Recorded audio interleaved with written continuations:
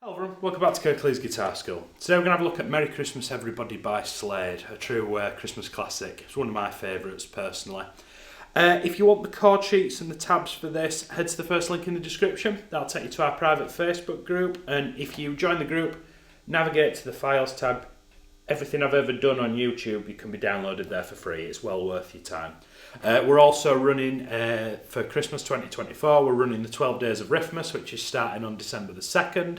So yeah, it's going to be a great time. There's prizes to be won and all sorts of stuff. So do check it out. It'll be well worth your time. Okay, so in today's class, these are the chords that we're going to be working from.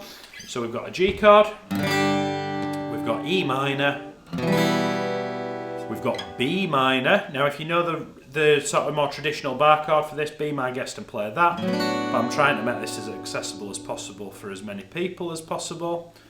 D chord, C chord, A minor, and then B flat. It's probably going to be worth your time to pause the video if you're unfamiliar with these chords and just have a quick go at those, get those under your fingers a little bit.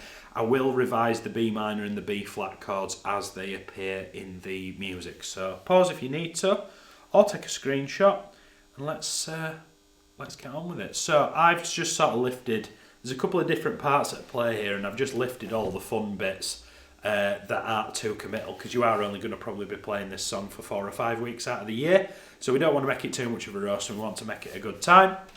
So when I'm playing this in bands, I'll actually play the chord that sits underneath it and that melody, which is B flat. What we're going to do for the purposes of today's lesson, we're just going to run down that melody on the low E string. So I'm going to start with my ring finger on the 6th fret of the low E, which is a B flat. I'm then going to move it down to the 5th fret, which is an A. Move it down again to the 3rd fret, which is a G. And then 1st fret, which is an F. 6, 5, 3, 1. I'm then going to go to a D sus4 chord. So I'm going to fret a D chord, the 3 notes like you normally would, making the triangle. I'm then going to take the pinky and I'm going to place it on the 3rd fret of the high E string down here. Can you see? So I've already got the 3 notes down for that D chord. I'm just going to add this extra note, 3rd fret of the high E, which adds a G into the chord, and it gives you this lovely floaty sort of sound. Let that ring out for a bar, and then I'm going to take the pinky off and still retain those 3 notes, and play that D chord there. Excuse me. So we've got...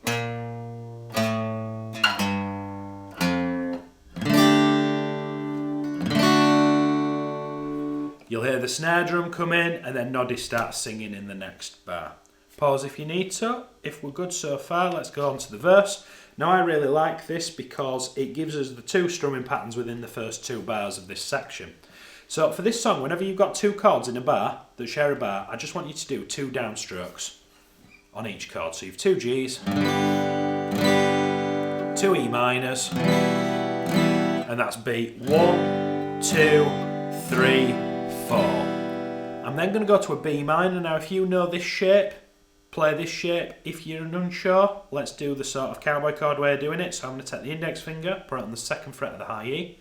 The middle finger, I'm going to put it on the 3rd fret of the B. Ring finger on the 4th fret of the D. And then pinky on the 4th fret of the G. And I'm going to strum this like a D chord. I'm going to miss these 2 strings, the low E and the A, and I'm going to strum from the D downwards. You should hear Pinball Wizard. I always hear that chord and think of Pinball. I always hear Pinball Wizard when I strum that chord on acoustic guitar. Back to this. Strumming pattern, we're going to go down, down, up, up, down. Good old down, down, up, up, but the rhythm's a little bit swung. So it's more, instead of...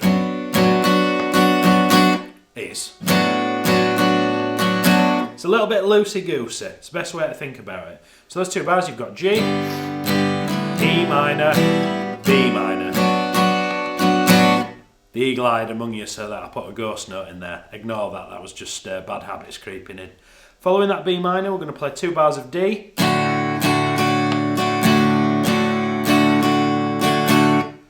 And then we're going to repeat the same thing again, moving through the verse. 2 strokes of G, 2 strokes of E minor, B minor, D.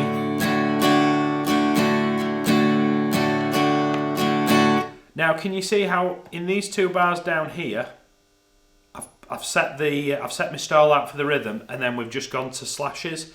In the music that I transcribe, that just means business as usual, keep doing what you're doing, okay? So I said previously, whenever there's 2 chords in a bar, you just want to do downstrokes. And whenever there's a single chord in a bar, it's down, down, up, up, down, up. So that's why in bar 9, underneath where I'm pointing, there's no sheet music, okay? Let me play all of that for you.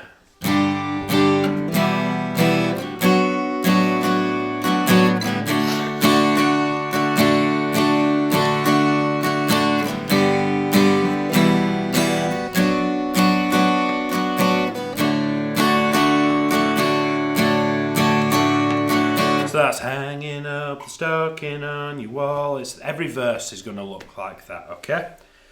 What I'm going to call the pre-chorus, which is, does he ride a red-nosed reindeer? It's that bit. Business as usual with the down, down, up strumming. That's just a tad swung. We're going to go C, G, C, G, A minor. It's going to get really dark now. C, D. And then you'll hear the snare drum. So here it is. And then it goes into the chorus. Ride a red-nosed reindeer, does he turn up on a sleigh? Do the fairies keep it so before the day? So it's just business as usual up until the chorus. So we've got we've done intro, verse, pre-chorus. Now would be a really good time. I forgot I had this on, I've just seen it in the viewfinder. Now would be a really good time to get those bits under your belt. Traditionally, if I was teaching this in a one-to-one guitar lesson, in week 1, that's what we'd cover so far, okay? The chorus has got that B flat in it, so let's have a look at that. So this is, here it is, Merry Christmas. So strumming pattern maintains the same throughout all of this, so at least you don't have to worry about that. We're going to do a bar of G, B minor. Now for B flat, now B minor and then B flat don't sound amazing together, but when you bookend them with G and D chords, where either side, here look, it sounds pretty cool. So we've got a bar of G, a bar of B minor. Now B flat, if you can play this chord or this shape, do that. For those of you that aren't too sure, what we're going to do, we're going to take his index finger and we're going to play the 1st fret of the high E string. I'm then going to take my pinky and I'm going to play the 3rd fret of the B string, and then I'm going to play the 3rd fret of the G string with my ring finger, and I'm just going to strum these 3 chords, these 3 strings at the top, the G, the B and the high E.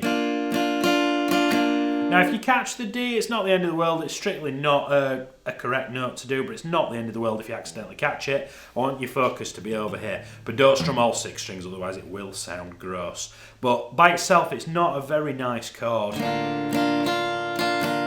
But then when you play the D after it, it's tension and release. Good music's all about tension and release, and there's definitely some tension in that chord.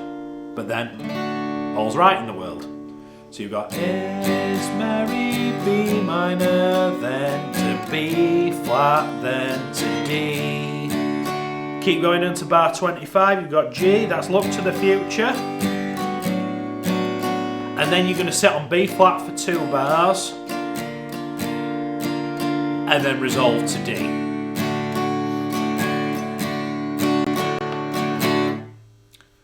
Again, pause if you need to. That B flat is a little bit tricky, but please, please, please persist with it. I'm on a mission to inspire the next generation of guitarists that aren't scared of chords that like B flat and B minor. There's nothing wrong with them. They're just difficult to play because you can play C, G and E already, okay? Just keep doing your muscle memory exercises, take them the same way that you learnt your beginner cowboy chords, and you'll be really glad that you did it, okay? There's loads of awesome songs with B flat in it, and it'd be a shame for you not to play any of them just because it's a little bit tricky. Honestly, just if I can do it, anybody can. Just keep plugging away that B flat and it will come. Okay, so then from that point we're going to go, so it goes intro, verse, chorus, intro, verse, pre-chorus, chorus, verse, pre-chorus, chorus. And then we go into what I call the middle eight. Now the middle eight traditionally in a song is 8 bars long, hence why it's called the middle eight, and it sits in the middle of the song. That's why that's the middle part. Now this is neither. so it's 6 bars long, but it kind of links verse 3, and then there's the last chorus of this song seems to go on for an age. Now, we can do this 2 ways. If you're fairly new to the guitar or you're sort of 18 months in, I want you to strum a D minor chord, and I want you to set on that for 4 beats. D minor is index finger on the 1st fret of the high E string, middle finger on the 2nd fret of the G, and ring finger on the 3rd fret of the B, and we're going to strum from the D string downwards. And we're going to strum that, I'm going to hold it for 4 beats. 1, 2, 3, 4. And that conveniently gives you enough time to get to that B flat. 1, 2, 3, 4, D minor. 2, 3, 4, B flat. 2, 3, 4, C, D. Now when you get to that C and that D, you can either revert to the strumming pattern or you can do 4 strokes to the bar. Either's cool. So that's like level 1 of that. Level 2 would be you do a technique called Le Pompe. Now it comes from I call it Le Pompe. Probably people on Reddit are going to get cross with me, but whatever, man. Now what we can do is we can do some short, sharp stabs on that D minor and B flat.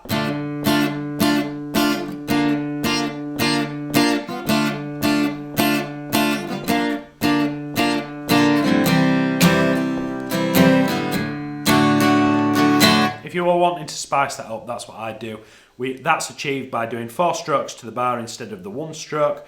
But I play the chord, and then with this hand over here, I relieve the pressure. I don't let go. I just relieve the pressure.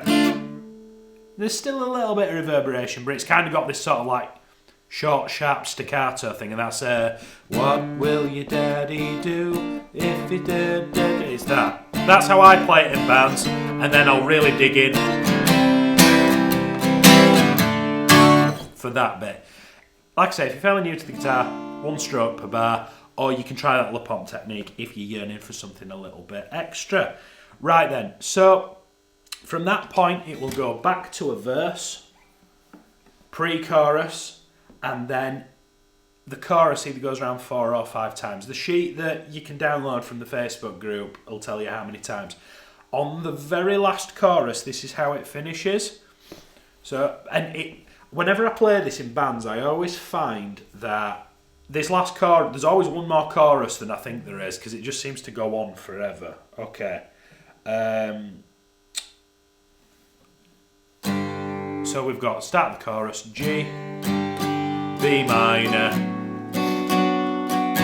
B flat, D, so there's nothing new here.